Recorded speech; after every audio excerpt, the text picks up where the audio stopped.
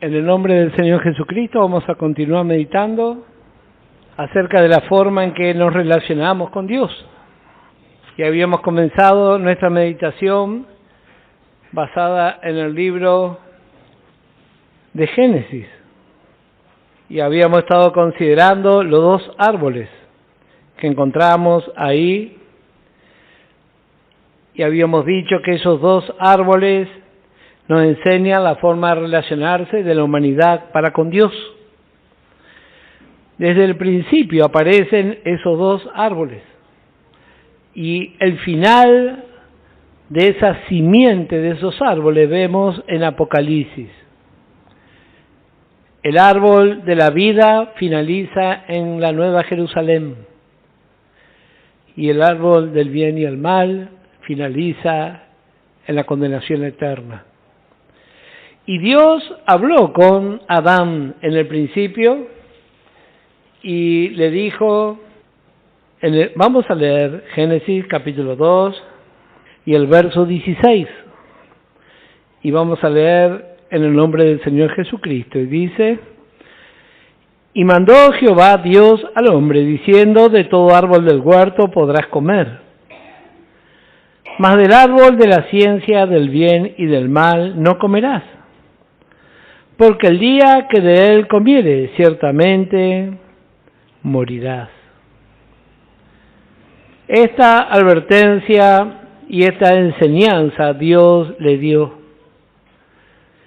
Dios había puesto al hombre con un propósito en ese lugar, y habíamos dicho, al considerar esta porción, se estima que hay 10.000 tipos de árboles, 10.000. Y Dios le dijo, de todo árbol del huerto podrás comer. 9.999 tenía para comer. Dice, más del árbol de la ciencia del bien y del mal no comerás, porque el día que de él comieres ciertamente morirás. Habíamos ya considerado, simplemente voy a hacer algunos comentarios para refrescar la memoria. El árbol de la vida nos habla de dependencia, de depender. Para que la vida se desarrolle necesitamos comer, necesitamos respirar. ¿Cuánto tiempo podemos estar sin ello? No hay un gran tiempo.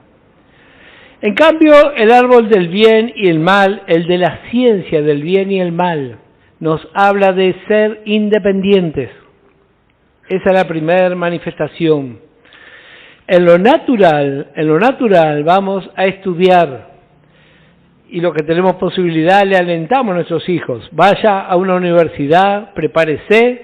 ¿Con qué propósito? Con que sea independiente. Para eso se prepara y un día se recibe. Bueno, nadie se puede recibir bajo el árbol de la vida. Nadie puede decir, bueno, yo ya me recibí de respiración, a partir de hoy no respiro más. No, va a tener que seguir respirando. Vamos a tener que seguir comiendo y así. Esa es la esencia de los dos árboles. Uno hace al ser humano independiente y otro lo hace dependiente. El deseo de Dios era que Adán comiera del árbol de la vida. Sin embargo, ya sabemos lo que aconteció. Atrás del árbol de la ciencia del bien y el mal está la muerte. La muerte, y escondido entre su ramaje está Satanás. Para nosotros es fácil identificar cuando hablamos del mal.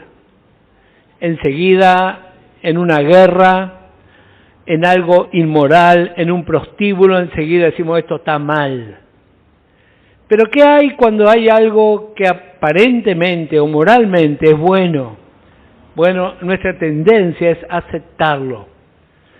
Sin embargo, vamos a ver que aún eso Dios le prohibió, porque dice, más del árbol de la ciencia, mire si dijera del mal, qué fácil sería, pero de la ciencia del bien dice, y del mal no comerás, porque el día que de él comieres ciertamente morirás. La palabra morir que encontramos aquí es la palabra separarse, quedar separado de Dios. Y como hemos dicho en otras ocasiones, muchas veces pasan años, décadas, y no tenemos esta revelación. Seguimos nuestra vida pensando que las cosas buenas está muy bien aceptarlas porque son buenas de por sí. Por ejemplo, la cultura, la educación, y todo tiene su lugar. El problema es cuando nos hace independientes de Dios. Ahí viene el gran problema. ¿Para qué queremos estudiar? Bueno, si queremos tener un progreso en lo natural, está muy bien. Pero si eso que vamos a estudiar nos va a independizar de Dios, está muy mal. Está muy mal. Bueno, a medida que vemos en la palabra de Dios, vamos a ir descubriendo. Desde el principio, Dios mostró dos árboles. Y ahí estaba el árbol de la vida y también el árbol de la ciencia del bien y el mal. Desde el principio vemos dos genealogías en Abel y Caín. Uno espiritual y el otro natural. Le podemos llamar dos genealogías, dos líneas o dos simientes. La palabra simiente es sinónimo de semilla. Estos árboles tienen sus semillas y de eso vamos a ir considerando hoy. Así que encontramos estos grupos. En el libro de Génesis, capítulo 4, se empieza a notar esta división. En el verso 16 habíamos dicho, cuando estudiamos el libro de Génesis, uno de los versículos más tremendos de la Escritura, que habla del ser humano. Pero lo que a nosotros nos interesa hoy es ver qué enseñanza trae esto para nosotros. Mire lo que dice Génesis capítulo 4, verso 16. Salió pues Caín de delante de Jehová. Eso fue lo más trágico que le pasó al ser humano. Y este cuadro se sigue repitiendo permanentemente. Así es la humanidad sin Dios y así es la actitud de muchos hijos de Dios también. Salir de delante de Jehová. Y habitó en tierra de Nod, al oriente de Edén. La palabra Nod significa vagabundo. El vagabundo nos da la idea de alguien que camina sin destino. Y así es el ser humano sin Dios, y así somos nosotros también cuando no tenemos en cuenta la palabra de Dios. Un día vamos para acá, otro día vamos para allá, un día vamos para el cielo, otro día vamos para el sótano y así. Bueno, así es esta genealogía. Luego apareció Noé y se levantaron otras generaciones y luego encontramos que levantaron también una torre y luego Dios llamó a Abraham. El Señor Jesús, cuando estuvo aquí en la tierra, confrontó a Israel. ¿Y por qué lo confrontó? Porque ellos no estaban en la línea del árbol de la vida, sino en el árbol del conocimiento. Así es la legalidad. Y ahí tenemos que tener mucho cuidado nosotros. Porque justamente nosotros estudiamos mucho la palabra de Dios. Y muchas veces el fracaso viene porque nos amparamos en ese conocimiento natural. De ahí al precipicio hay 2 centímetros. Conocimiento sin revelación está asociado a la muerte. Por eso encontramos tantos santos fracasados. Conoce la palabra de Dios, tiene una pila de estudios bíblicos, pero su vida es seca. Bueno, porque solo se trata de conocimiento. En el libro de Apocalipsis, capítulo 17 y capítulo 18, vemos el fin de la simiente del árbol del bien y el mal. ¿Y cómo va a finalizar antes de ir a la perdición? Todo lo que el ser humano va a alcanzar se va a transformar en la gran Babilonia. La gran Babilonia. Sin embargo, a través de los siglos, Dios también tuvo su simiente. Gracias al Señor, si no, ninguno de nosotros estaríamos aquí. El árbol del bien y el mal desparramó su semilla por toda la tierra, pero Dios también tuvo su río corriendo. A veces corrió más rápido, a veces corrió más lento, a veces no parecía que era un río, y eso habla de las distintas etapas. En la época de la Inquisición prácticamente no se conocían las Biblias. Sin embargo, Dios levantó a un hombre llamado Lutero y el río comenzó a correr otra vez. Y así llega hasta el día de hoy. Apocalipsis capítulo 22, y el Espíritu Santo nos muestra el futuro cercano.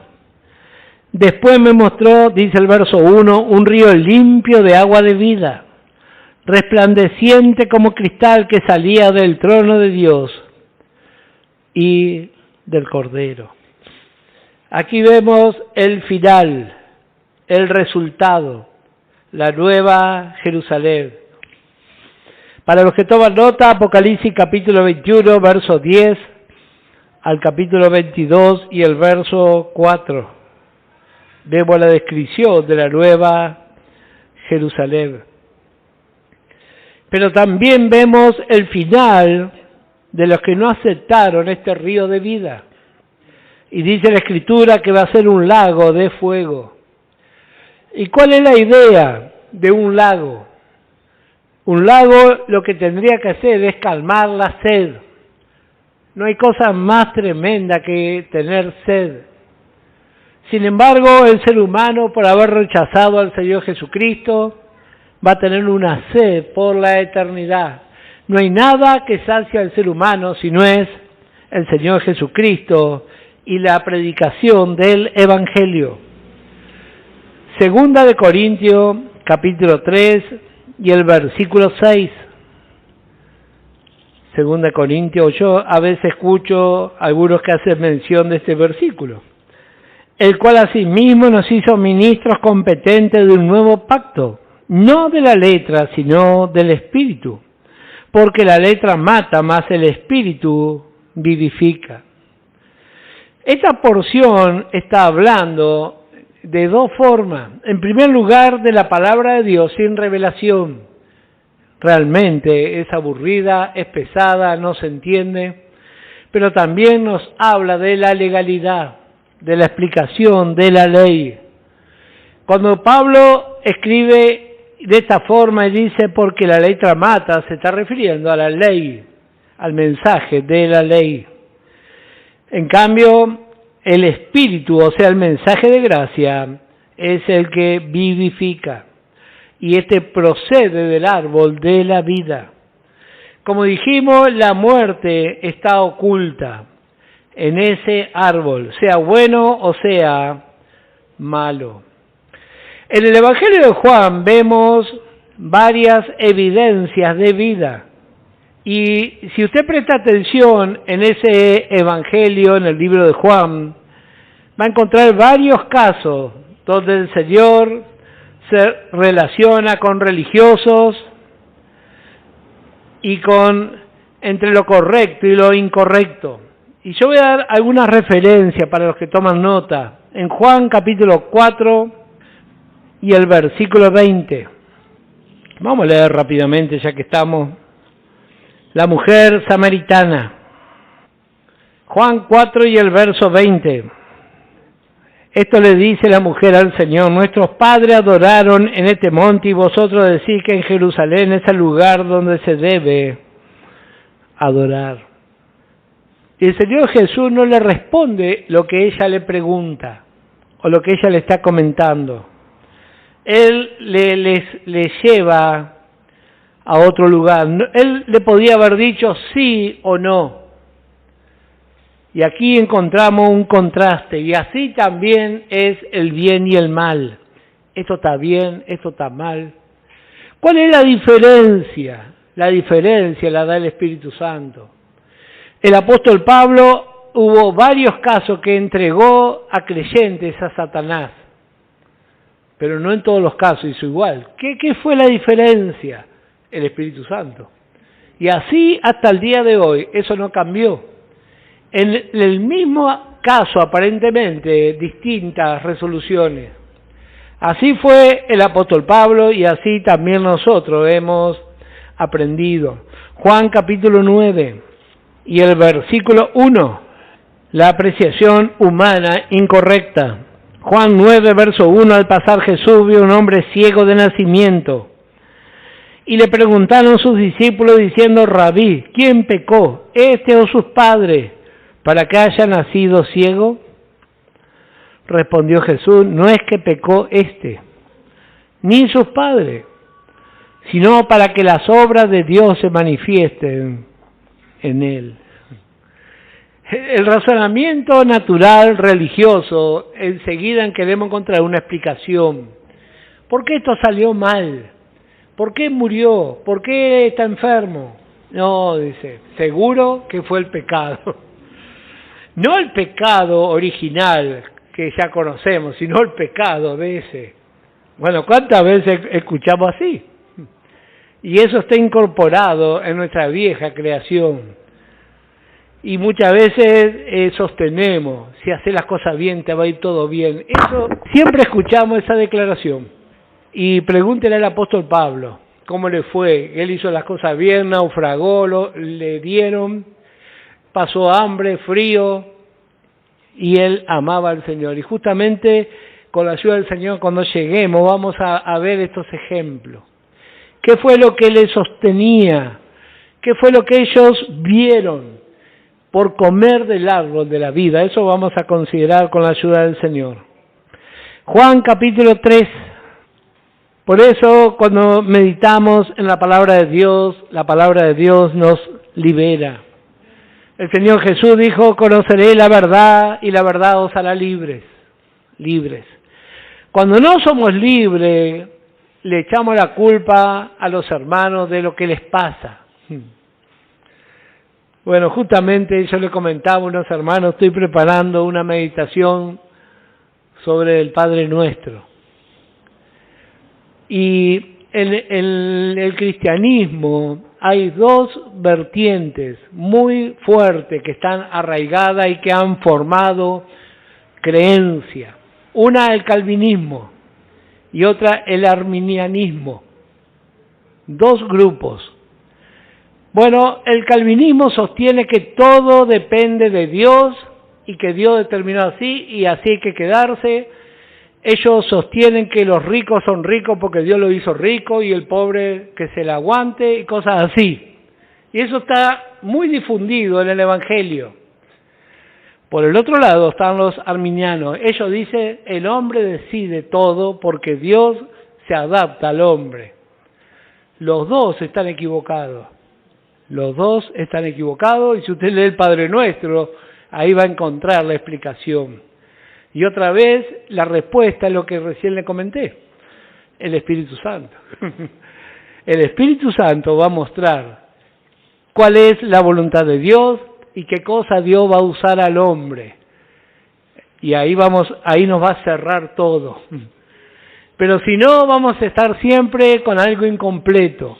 Dios es soberano, entonces tengo que aceptar todo y no voy a orar entonces, porque si Dios ya determinó que alguien se muera, ¿para qué vamos a orar? Y si todo depende del hombre, entonces ¿dónde queda Dios? Bueno, así también la palabra de Dios nos libera, nos hace ver cómo ve nuestro Dios y qué paz, qué tranquilidad hay en el corazón. Dejamos de acusarnos uno al otro, de espiarnos uno al otro, y tomamos todo de la mano del Señor. Juan capítulo 3. Había un hombre de los fariseos que se llamaba Nicodemo, un principal entre los judíos. Este vino a Jesús de noche y le dijo, Rabí, sabemos que has venido de Dios como maestro, porque nadie puede hacer estas señales que tú haces si no está Dios con él. Respondió Jesús y le dijo, de cierto te digo, que el que no naciere de nuevo no puede ver el reino de Dios. Siempre me sorprendió cómo el Señor le cambió el tema. Justamente recién hice mención, cuando Jesús caminó por la tierra se encontró que Israel estaba totalmente bajo el árbol del conocimiento. No había nada de revelación. Pero gracias al Señor que Nicodemo fue, dice la Biblia, fue de noche, porque él tenía miedo que lo vieran. Por eso fue de noche, pero al menos fue. En Juan capítulo 2 y el versículo 3, las bodas de Caná, otro cuadro que confronta el razonamiento humano. Juan capítulo 2, puede leer a partir del verso 3, pero vamos a leer el versículo 9.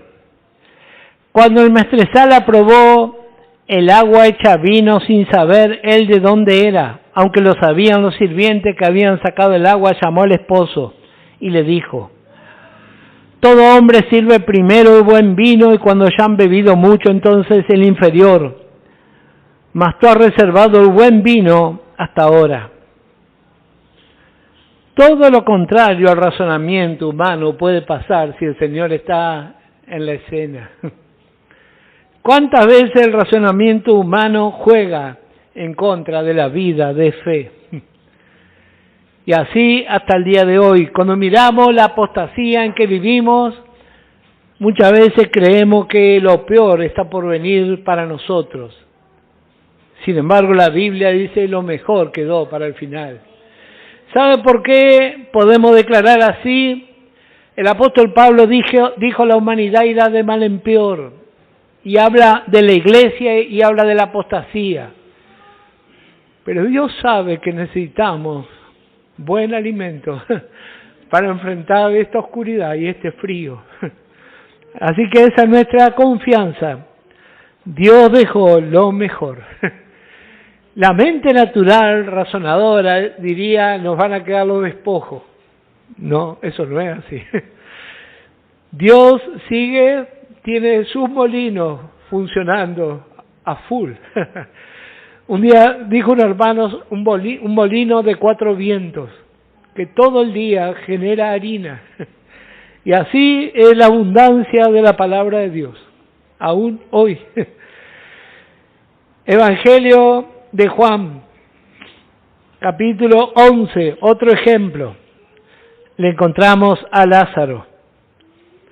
El razonamiento que hubiese dicho, bueno, si está enfermo le tiene que ir a visitar. Dice, estaba entonces enfermo uno llamado Lázaro de Betania, la aldea de María y de Marta su hermana. María, cuyo hermano Lázaro estaba enfermo, fue la que ungió al Señor con perfume y le enjugó los pies con sus cabellos. Enviaron pues los hermanos para decir a Jesús: Señor, he aquí que el que amas está enfermo. Oyéndolo Jesús dijo: esta enfermedad no es para muerte, sino para la gloria de Dios, para que el Hijo de Dios sea glorificado por ella. Y amaba Jesús a Marta y a su hermana y a Lázaro. Así que vemos varias cosas aquí. En primer lugar, el énfasis que hace la Biblia acerca de que el Señor amaba a Lázaro y a sus hermanas. Y a veces nosotros pensamos que si Dios nos ama nos va a ir todo bien, y el que tanto amaba al Señor terminó todo vendado y terminó adentro de una cueva, haciendo olor. Y a veces nos cuesta, razonamos, decimos, no puede ser. Yo voy a la iglesia, Dios me ama, ¿cómo va a pasar esto? ¿Sí? ¿Para qué dijo el Señor que va a pasar esto? Dice, para la gloria de Dios, para que el Hijo de Dios sea glorificado por ella. Bueno, esto también habla de nuestra experiencia. Juan capítulo 8, por último ejemplo, la mujer que pecó. Juan capítulo 8, y dice el verso 1, y Jesús se fue al monte de los olivos, y por la mañana volvió al templo, y todo el pueblo vino a él, y sentado él les enseñaba. Entonces los escribas y los fariseos le trajeron una mujer sorprendida en adulterio, poniéndola en medio, le dijeron: Maestro, esta mujer ha sido sorprendida en el acto mismo de adulterio. Y en la ley nos mandó Moisés a apedrear a tales mujeres. ¿Tú pues qué dices? Mas esto decían tentándole para poder acusarle. Pero Jesús, inclinado hacia el suelo, escribía en tierra con el dedo. Y como insistieran en preguntarle, se enderezó y le dijo: el que de vosotros esté sin pecado, sea el primero en arrojar la piedra contra ella. E inclinándose de nuevo hacia el suelo, siguió escribiendo en tierra. Pero ellos, al oír esto, acusados por su conciencia, salían uno a uno, comenzando desde lo más viejo hasta los postreros, y quedó solo Jesús y la mujer que estaba en medio. Enderezándose Jesús y no viendo a nadie, sino a la mujer, le dijo: Mujer, ¿dónde están los que te acusaban? ¿Ninguno te condenó? Ella dijo: Ninguno, Señor. Entonces Jesús le dijo: Ni yo te condeno, vete y no peques más. ¿Qué era lo que pretendían estos religiosos? Bueno, siempre que meditamos en esta porción, consideramos cómo acusaron solamente a la mujer. Y así es la legalidad. Siempre el pecado es del más débil. Hay personas que pueden pecar porque son distintos. Pero vemos la actitud del Señor. Siempre se pregunta qué habrá escrito el Señor en el piso.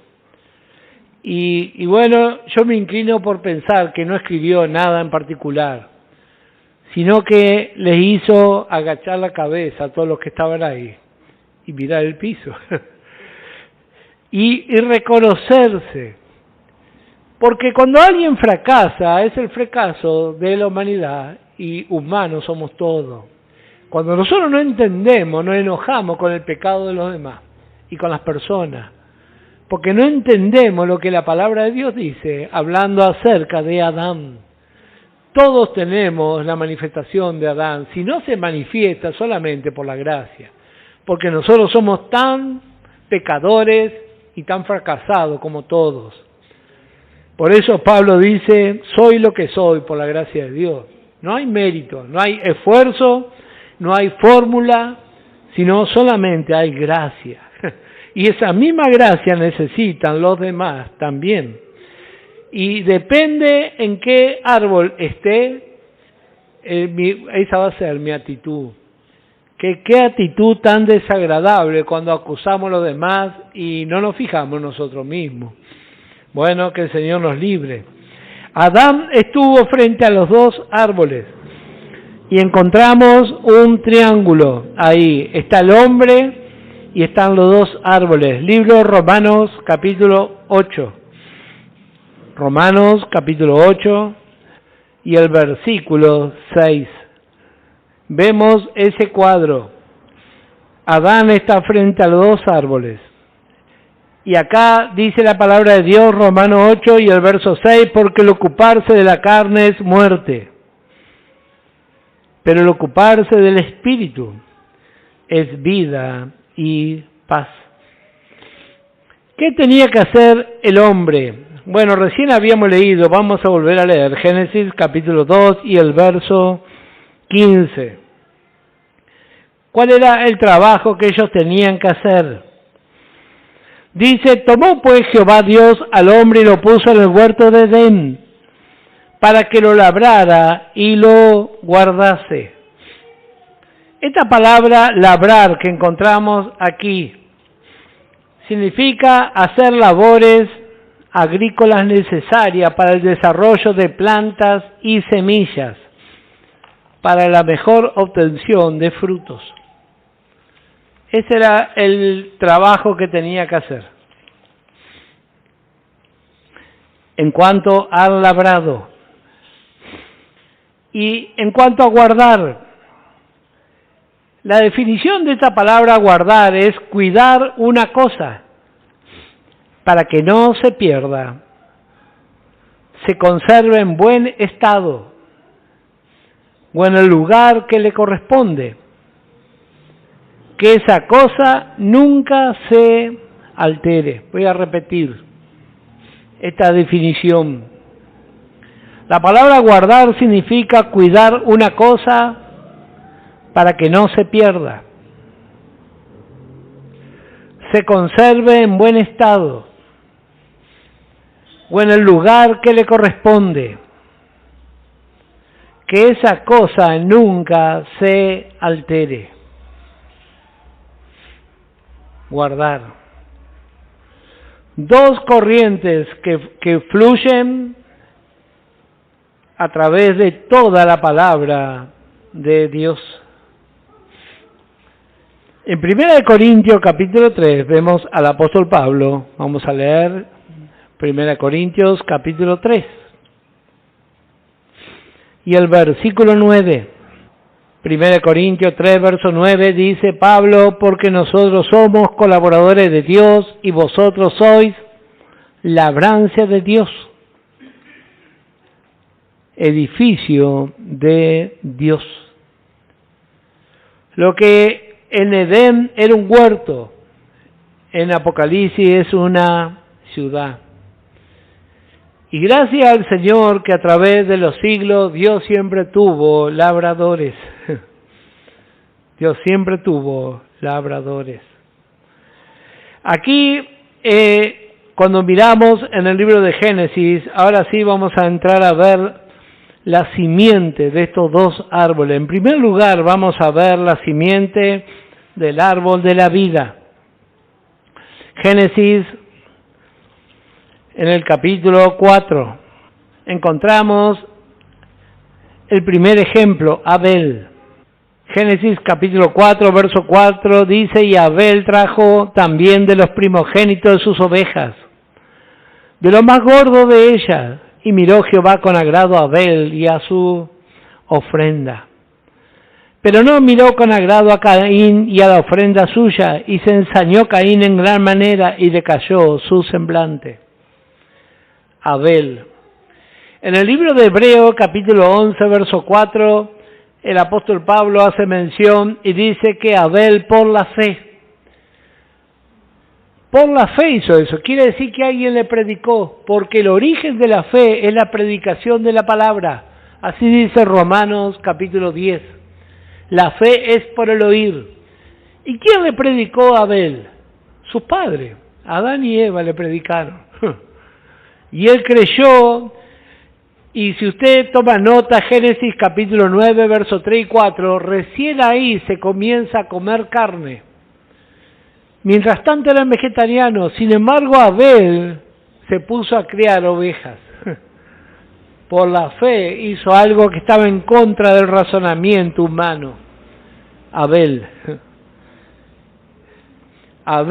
se relacionó con Dios según Dios. Abel se relacionó con Dios según el árbol de la vida. Él no razonó. Caín razonó. Dijo, le voy a llevar una canasta llena de verdura, de sandía. Seguramente era mucho más vistoso, pero correspondía con una tierra maldecida. Y así es cuando el ser humano razona. Voy a hacer una caminata, un gran esfuerzo. Le voy a ofrendar a Dios.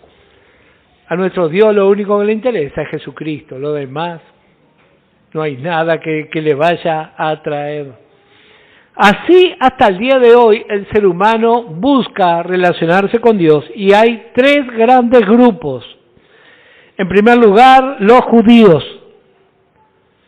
En segundo lugar, los musulmanes. Y en tercer lugar, los cristianos. Judíos, musulmanes, cristianos. Tres conceptos buscando relacionarse con Dios. La mayoría de la cristiandad cree que la salvación es por obra. ¿Pensó en eso? Aún nuestros hermanos, la mayoría piensa que la salvación es por obra. Y ni hablar de los musulmanes y tampoco los judíos. Romanos capítulo 10. Mire la descripción que encontramos aquí de estos tres grupos. Si bien Pablo habla de los judíos, pero abarca todas las creencias religiosas. Dice, hermanos, ciertamente el anhelo de mi corazón y mi oración a Dios por Israel es para salvación. Porque yo le doy testimonio de que tienen celo de Dios, pero no conforme a ciencia.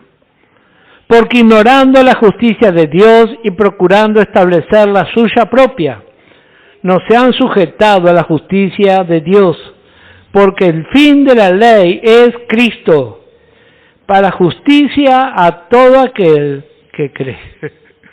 Ahí entraron los tres grupos, judíos, musulmanes y cristianos. ¿Cómo se relaciona el ser humano con Dios? Por obras, intenta la mayoría.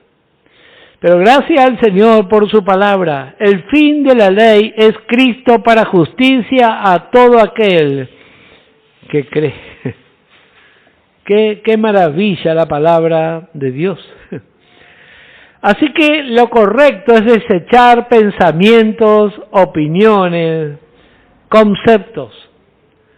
Porque si razonamos, Caín, pienso que tendría muchos adeptos. Imagínense esas sandías, esa fruta espectacular que le presentó. Sin embargo, era el fruto de una tierra maldecida, y así es cuando el ser humano intenta agradar a Dios por su esfuerzo personal. Es el esfuerzo de Adán, y Dios quiere ver a Cristo. Por eso aceptó la ofrenda de Abel. ¿Qué llevó a Abel? Algo tan sencillo que recién acabamos de leer. La ofrenda de Abel. Dice, y Abel trajo también de los primogénitos de sus ovejas, de lo más gordo de ellas. ¿Cuánto trabajo habrá tenido? Y se crió ahí. En aquella época no había contaminación como hay ahora, no había delincuentes como hay ahora. Puso ahí y salió la ovejita y ya está. Bueno, ojalá que todos aprendamos cuál es la forma correcta de relacionarnos con Dios. Luego vamos a encontrar, volviendo aquí en el libro de Génesis, a Set y a Enoc, tercera y cuarta generación, ellos comienzan a relacionarse con Dios.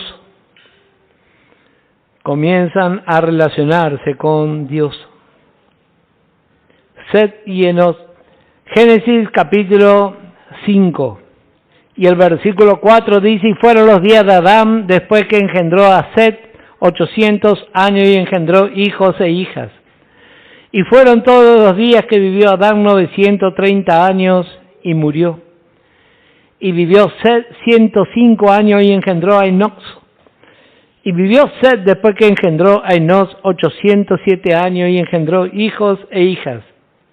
Y fueron todos los días de Set 912 años y murió. Vivió Enoc 90 años y engendró a Cainán. Bueno, habíamos dicho al estudiar Génesis, en esta genealogía del capítulo 5 empieza a aparecer cuando mueren. Dios tiene otro trato con esta genealogía, esta generación de la raza humana. Ellas comienzan a invocar el nombre de Dios. Romanos capítulo 10, libro de Romanos capítulo 10 y el versículo 12. Porque no hay diferencia entre judío y griego, pues el mismo que es Señor de todos. Es rico para todos los que le invocan. Así que hay riqueza para todo aquel que invoca el nombre del Señor. Y así también el Señor Jesús invocó a su Padre. ¿Y por qué nosotros cuando predicamos el Evangelio hacemos recibir en voz alta a la persona? Bueno, en primer lugar, mantenemos la misma costumbre que la palabra de Dios enseñó en la antigüedad. Invocar es hablar en voz alta. En primer lugar, para que los espíritus diabólicos escuchen lo que la persona está declarando. Ese es uno de los propósitos. Sin embargo, eso se ha perdido muchas veces. Inclusive hasta aún en las congregaciones ya no se quiere ni siquiera orar en voz alta, por vergüenza. Y precisamente lo que el Espíritu Santo necesita es que abramos nuestra boca para entrar y tomar dominio. Bueno, encontramos que comienza esta línea aquí en Génesis capítulo 5. Ya la hora se nos ha ido, así que va a quedar inconcluso, pero vamos a ver uno más. Cómo ellos fueron desarrollando. Génesis capítulo 5 y el verso 22. Encontramos al tercero. Vivió Enoc 65 años y engendró a Matusalén. Y caminó Enoc con Dios después que engendró a Matusalén 300 años y engendró hijos e hijas. Y fueron todos los días de Enoc 365 años. Caminó pues Enoc con Dios y desapareció porque le llevó Dios. Varias cosas vamos a ver aquí en esta genealogía. En primer lugar, Abel. Abel, como sabemos, fue muerto por su hermano. ¿Por qué él fue muerto? Por la fe. No conocían la doctrina de la gracia, no conocían los evangelios, pero ya tenían fe. Luego vemos que comienza a desarrollarse esta familia y cada uno se va conectando con Dios. Todos tienen el mismo patrón, la fe, la fe. Algunos tienen más, algunos tienen menos. Aquí vemos el cuadro de Enoc. Alguien le llamó aquel que se enamoró de Dios. ¿Y por qué dicen así? Bueno, porque él caminó 300 años con Dios. Si no está enamorado, ¿cómo va a soportar? Y esta es una de las características de todos los que están en la simiente de la vida. Disfrutan del Señor. Tenga muy presente eso, porque ese es el título principal de este grupo. Disfrutan del Señor. Así fue con Abel. Así fueron con los que le siguieron. Ahora le vemos a Enoc.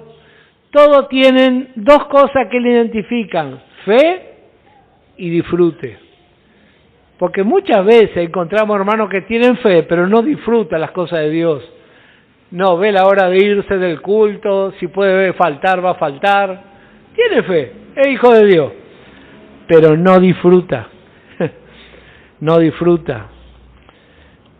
Y en Apocalipsis capítulo 2 vemos a la iglesia de Éfeso que perdió su primer amor. Tiene fe, pero no disfruta. Luego encontramos en cuarto lugar a Noé. Él siguió los pasos de Enoc. Más de 300 años caminó con Dios. Recibió la visión. ¿Y qué otra cosa tuvo Noé? Tuvo fe y disfrutó. Porque es muy difícil ser un vencedor si no disfruta la compañía del Señor, si no disfruta la vida de iglesia, si no disfruta estar con los hermanos. Y en estos cuadros vemos que se repite el mismo patrón. Ellos tienen fe, pero disfrutan. Noé predicó 120 años, lo habrán tratado de loco, no tuvo éxito aparentemente, pero él disfrutaba estar ahí, en el arca, estar con los animales. Él disfrutó. Y así también esta larga lista que todavía falta. Y ahora estamos nosotros aquí también. Ojalá que todos disfrutemos realmente del privilegio que Dios nos ha dado en Cristo. Que el Señor les bendiga ricamente.